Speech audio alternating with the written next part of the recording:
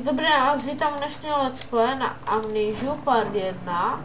Já jsem se zvedl a tak jsem si to jde prozkoumat trošku a šel bych pro to křeslo, co tu máme. A jo, a vlastně přivejdete tady Hooka. Dá. No. Prostě já se v téhle hře bojím, tak jsem si ho tady tak jenom zavolal na Skype, víte, ne? Ty vole. Dobrá. To jsi nemusel říct. Co? Ej hovno. Sudáme mu hlavu?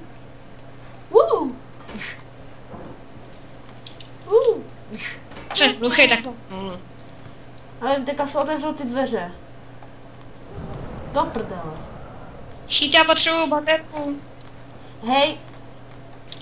Počkej, to ti řeknu, jak nebudu natáčet. Který debil by to neuměl otevírat ty dveře? To je úplně lehoučké. Ty? Co ne? Cí hovadu. Si řekni, že neumíš otevírat dveře.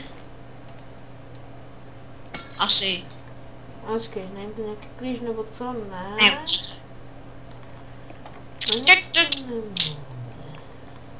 Hovno. To je hustý. Ale hovna. Šok. Počkej. Já potřebuji baterku. Ty Vuko, ale to je úplně lehké otevírat. Zametáme tu ty stopy. Teď říkám, že neumíš otevírat. Počkej, jak se s tímto?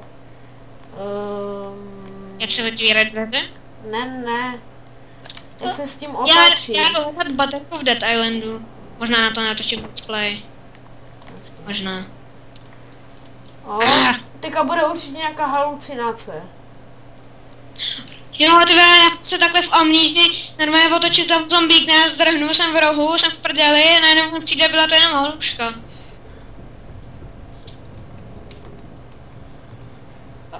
Vy chujové, nechte mě má v pokoji! Já se to bojím, takže já to ukončím, čus.